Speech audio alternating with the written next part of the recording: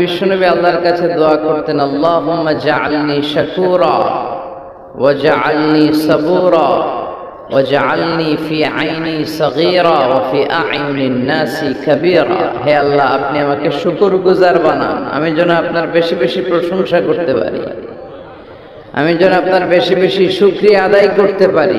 ওয়া জাআলনি সাবুরা, আমাদেরকে ধৈর্যশীল বানান, আর নিজের চোখে আমাকে আপনি ছোট বানান, গোটা বিশ্বের মানুষের চোখে আপনি আমারে বড় বানান। পড়ে না আমিন?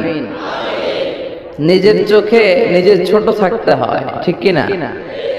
এটাই হচ্ছে ইসলামের ডিরেকশন। মান তাওয়াদা তারাফা, যে নিচে নামতে চায় আল্লাহ টেনে উপরে উঠায়। সুন্দর না সিস্টেমটা? আর যে উপরে উঠতে চায় অহংকার করে, তারে নিচে নামিয়ে দেয় কে? সাইয়েদনা আদম আলাইহিস সালাম বিনয়ী ছিলেন। উনাকে সৃষ্টি করার পরে আল্লাহ বললেন, ইয়া আদম সাল্লিম আলা উলাইকা নাফার, আদম এই যে ফেরেশতারা বসা, সালাম দাও। আদম বলেন, না আমি সালাম দিব কেন, আমারা দেয় না কেন? অনেক মুরব্বী আছে বলে, আমি দিব কেন, তোরা আমার দিবি। এরকম আছে না নাই? না, সালাম সবাই সবাইকে দিবে। স্বামী স্ত্রীকে দিবেন, স্ত্রী স্বামীকে দিবেন, বড়রা ছোটদের দিবেন, ছোটরা বড়দের দিবেন, এক ভাই আরেক ভাইকে দিবেন, বোন ভাইকে দিবেন। তাহলে ফ্যামিলির মধ্যে শান্তি দিয়ে ফ্যামিলিটাকে সমৃদ্ধ করে দিবে কে? কারণ সালাম অর্থই শান্তি। সালাম অর্থ কি? ফ্যামিলির মধ্যে আমাদের এই সালামের প্রচলন নাই। বিশ্বনবী সাল্লাল্লাহু আলাইহি ওয়াসাল্লাম স্ত্রীদেরকে আগে সালাম দিতেন, সাহাবাদেরকে আগে সালাম দিতেন। মা আয়েশা বলেন, এত বছর বিশ্বনবী সংসার করলাম, একদিনও আগে সালাম দিতে পারি নাই। সবসময় বিশ্বনবী আমাকে আগে সালাম দিয়ে দিতেন। তো সাইয়েদনা আদমকে সৃষ্টি করার পরে আল্লাহ বললেন, আদম সাল্লিম আলা উলাইকা নাফার, বুখারীর বর্ণনা, ফেরেশতাদের এই দলটাকে তুমি সালাম দাও। সাইয়েদনা আদম আলাইহিস সালাম অহংকার করেন নাই। তিনি বলেন নাই যে কেন দিব, ফেরেশতারে বলেন না আমারে দিতে, এটা বলছে না। উনি সালাম দিলেন, ফলে ওনার অন্তর থেকে অহংকার মুক্ত করে দিল কে? বিশ্বনবী বলেছেন, আল বাদিউ বিস সালামি বারিউম মিনাল কিবর, আগে আগে যে সালাম দিয়ে দেয় আল্লাহ তার অন্তর থেকে অহংকার তুলে নেয়। মান কানা ফি কলবিহি হাববাতু খারদাল মিনাল কিবর লা ইয়াদখুলুল জান্নাতা আবাদা, যার অন্তরে যাররা পরিমাণ অহংকারের ছিটে ফোঁটা থাকে সে আল্লাহর জান্নাতে ঢুকতে পারবে। আল্লাহর জান্নাতে ঢুকবে বিনয়ীরা। কারা? যারা বিনয়ী, মুতাওয়াদি, হাম্বল, যাদের মধ্যে হাম্বলনেস আছে, যারা বিনয়ী, তারা জান্নাতে ঢুকবে। তো সাইয়েদনা আদম আলাইহিস সালাম বিনয়ের পরিচয় দিলেন, কিন্তু শয়তানকে আল্লাহ বললেন উসজুদু, শয়তানকে বললেন শয়তান সেজদা দাও। ফেরেশতাদেরকে যখন অর্ডার করেছে সেজদা দাও, শয়তান বলল আল্লাহ আমি সেজদা দিব না, অহংকার করলো। সে নিজে নিজে উপরে উঠতে চাইল। সে বলল খালাকতানি মিন নার ওয়া খালাকতাহু মিন তিন, আপনি আমাকে বানিয়েছেন আগুন দিয়ে, আগুনের ধর্ম উপরের দিকে ওঠা। আগুন জ্বালিয়ে দিলে লেলিহান শিখা কই যায়? উপরে যায়। ওয়া খালাকতাহু মিন তিন, আর আদমকে বানিয়েছেন আপনি মাটি থেকে, তা আমি কেন সেজদা দিব? আদমই না আমারে দিবে। আল্লাহ শয়তানকে চির জাহান্নামী বানিয়ে দিল। চিল্লায় বলেন ঠিক কিনা? আর বিনয়ের কারণে আদমকে আল্লাহ বানালেন আশরাফুল মাখলুকাত। কি বানালেন? সৃষ্টির সেরা। এজন্য নূরের ফেরেশতারাও সাইয়েদনা আদমকে সেজদা দিতে বাধ্য হয়েছে। চিল্লায় বলেন ঠিক কিনা? তুমি মাটির আদমকে প্রথম সৃষ্টি করিয়া ঘোষণা করিয়া দিলে শ্রেষ্ঠ বলিয়া, তাই তো নূরের ফেরেশতা করে আদমকে সেজদা। ঠিক কিনা? তাই তো নূরের ফেরেশতা করে আদমকে সেজদা, সবার চেয়ে সম্মান দিলে মাটির আদমকে। আল্লাহু আল্লাহু তুমি জাল্লে জালালুহু, শেষ করা তো যায় না গে তোমার গুণগান। আল্লাহু আল্লাহু, সুবহানাল্লাহ পড়েন। এজন্য আমরা যেন বিনয়ী হই, আমরা যেন নিজেকে ছোট মনে করি। আপনি নিজেকে ছোট মনে করলে আল্লাহ আপনাকে বড় বানায় দিবে। আর যদি নিজেই নিজেকে বলেন আমি বড় আল্লামা, আমি সব জানি, তাহলে আল্লাহ বলবে তোর স্থান হচ্ছে সবচাইতে নিচে, ঠিক কিনা? আবু নওয়াস একজন কবি ছিলেন, উনি বলেছেন অকুল্লি মাইয়াদ্দাঈ ফিল ইলমি ফালসাফাতান হাবাসতা শাইআন ওয়া গাবাত আনকা আশিয়াউ।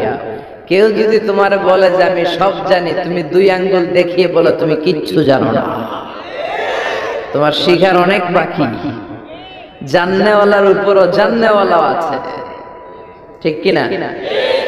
এজন্য আমরা যেন বিনয়ী হই। বিনয়, হাম্বলনেস, আরবিতে বলে তাওয়াদু, এটা খুবই জরুরি। এগুলো আমাদের মধ্যে এখন নাই। আমাদের মধ্যে ইগো প্রবলেম আছে না নাই? অহংকার, জেলাসি, অ্যারোগেন্স, এগুলো থেকে সম্মানিত ভাইয়ের আমাদেরকে বেরিয়ে আসতে হবে। দেখবেন সমাজে যারা খুবই হাম্বল, বিনয়ী, তাদেরকে সবাই পছন্দ করে না? আর অহংকারীদের কেউ পছন্দ করে না। সামনে সালাম দেয়, পিছনে গালি দেয়, কথা বলেন। এজন্য অহংকারী হবেন না, বিনয়ী হবেন। বিশ্বনবী বলছেন আল্লাহ আপনি আমার বিনয়ী বানান, আপনি আমার ধৈর্যশীল বানান, আপনি আমার শুকর গুজার বানান। আমার চোখে আল্লাহ আপনি আমারে ছোট বানান, মানুষের চোখে আপনি আমারে বড় বানান। পড়েন আমিন। তো এখানে কি গোখরা সাপ পাওয়া যেত নাকি আগে? বিলটা অনেক বড় ছিল, এখানকার মাছ এসে আমরা খেতাম, সুন্দর একটা এলাকা ছিল। তো এখনো কি আছে জলাটা? বর্ষাকালে পানি হয়? আচ্ছা, পত্রিকা তো একবার একটা রিপোর্ট হয়েছিল গোখরার জলা নিয়ে। এটা বাংলাদেশের ওয়ান অফ দ্য বিগেস্ট জলা, অনেক বড় একটা জলা, অনেক পানি হয় বর্ষাকালে। এলাকার লোকেরা খুব ধর্মপরায়ণ, ধর্মপ্রাণ। যারা এই প্রোগ্রামের অ্যারেঞ্জ করেছে আমি তাদেরকে আন্তরিক শুকরিয়া জানাই। যারা আপনারা অনেক দূর দূরান্ত থেকে, একজন তো এসে বললেন যে আমি চট্টগ্রাম থেকে এসেছি, কে বলল যে আমি পুরান ঢাকা থেকে এসেছি, অনেকে অনেক জায়গা থেকে এসেছেন। আলহামদুলিল্লাহ, এটা একটা ভালো সাইন। এটা it's a very good and positive sign যে কোরআনের কথা যেখানে হয় এখানে মানুষ জড়ো হয়, বানের পানির মতো ঢল নামে মানুষের। আগে যাত্রাপালা হইতো, গানের কনসার্টও এখন কমতে শুরু করছে, ঠিক কিনা? ওই জায়গাটা দখল করে নিছে কোরআনের তাফসীর। এটাই প্রমাণ করে আগামীর বাংলাদেশ ইসলামের বাংলাদেশ। চিল্লায় বলেন ঠিক কিনা? ইসলামের বিজয়কে কেউ ঠেকায় রাখতে পারবে না।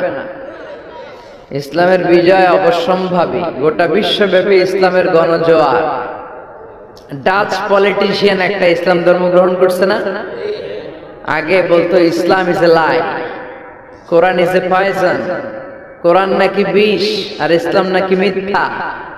আল্লাহ মহাসত্যটা এখন ওর অন্তরে ঢুকায় দিচ্ছে। এরকম কত পলিটিশিয়ান, কত সিঙ্গার, কত ডান্সার, কত সেলিব্রিটি, কত ক্রিকেটার, কত প্লেয়ার, কত যুগ শ্রেষ্ঠ মানুষ এরকম কালিমা পড়ে পড়ে মুসলমান হয়ে যাচ্ছে। সব নিউজগুলো আসে না, কারণ এই নিউজগুলো মিডিয়াতে কভার হলে গোটা বিশ্বব্যাপী তোলপাড় শুরু হয়ে যাবে, ঠিক কিনা? ওরা ওই দিক দিয়ে আমাদের বিরুদ্ধে প্রচারণা চালায় যে ইসলাম মানে হচ্ছে জঙ্গিবাদ, ইসলাম মানে হচ্ছে সন্ত্রাসবাদ।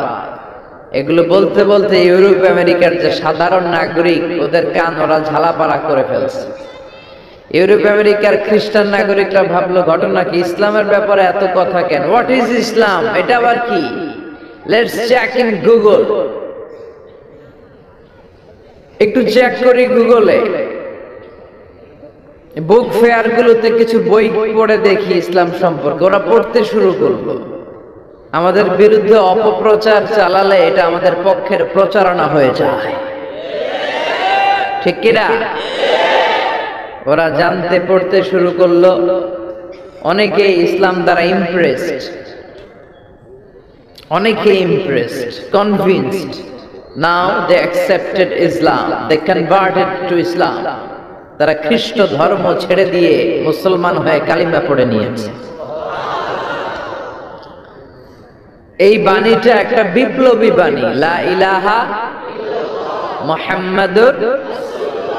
ঝিনুকের ভেতর লুকিয়ে থাকে যেমন মতি, ঝিনুকের ভেতর লুকিয়ে থাকে যেমন মতি, কলমা শাহাদাতে আছে আল্লাহর জ্যোতি, কলমা শাহাদাতে আছে আল্লাহর জ্যোতি।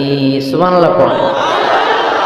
এটার মধ্যে একটা লাইট আছে, লাইট স্পার্ক করে, এটা জ্যোতি, এটা আল্লাহর নূর। এটা যারা অন্তরে একবার প্রবেশ করতে পারে সে সত্য ছাড়া চোখে আর কিছু দেখে না। এই কালেমার পক্ষে শক্তি যারা, তারা সত্য আর ন্যায়ের পক্ষে চিল্লায় বলেন ঠিক কিনা? এটা পৃথিবীর সবচেয়ে শ্রেষ্ঠ জিকির, আফদলু জিকির লা ইলাহা। আবার বিশ্বনবী বললেন, মান ক্বালা লা ইলাহা ইল্লাল্লাহ সিদকান মিন কলবিহি দাখালাল জান্নাহ। অন্তর থেকে একনিষ্ঠতার সাথে একবার যে লা ইলাহা পড়বে, ওই লোকটা জান্নাতে প্রবেশ করবে। তার অপকর্মের কারণে, তার পাপের কারণে হয়তো সে পানিশমেন্ট পাবে জাহান্নামে, কিন্তু ফাইনালি সব শেষে সে জান্নাতে ঢুকবে, ঠিক কিনা? সহিহ ইবনে হিব্বান আর মুস্তাদরাকে হাকিমের এক বর্ণনা, মুসা আলাইহিস সালাম আল্লাহকে প্রশ্ন করলেন, ইয়া আল্লাহ আল্লিমনি কালিমাতান আযকুরু বিহা ওয়া আদউ বিহা। আল্লাহ, আপনি আমারে একটা কালিমা শিখান, একটা জিকির শিখান, যে জিকিরটা দিয়ে শুধু আমি আপনার জিকির করব, এই জিকির কেউ জানবে না, শুধু জানবো আমি আর আপনি। সুবহানাল্লাহ পড়ে। আল্লাহ বললেন, ইয়া মুসা ইকরা লা ইলাহা ইল্লাল্লাহ। মুসা তুমি পড়ো লা ইলাহা। মুসা আলাইহিস সালাম বললেন, আল্লাহ বলছি এমন জিকির যেটা আমি আর আপনি ছাড়া কেউ জানবে না। লা ইলাহা এটা তো জাতীয় জিকির, এটা তো ইন্টারন্যাশনাল জিকির, এটা তো সবাই জানে। আমি তো চেয়েছিলাম এক্সক্লুসিভ একটা। আল্লাহ বললেন, মুসা লা ইলাহা ইল্লাল্লাহর চেয়ে শ্রেষ্ঠ জিকির আমার কাছে নাই। আমি আল্লাহর দেয়া সর্বশ্রেষ্ঠ জিকির হচ্ছে লা ইলাহা। লাউ তাদাউ লা ইলাহা ইল্লাল্লাহ ফি কাফফা ওয়াস সামাওয়াতু ওয়াল আরদু ফি কাফফা।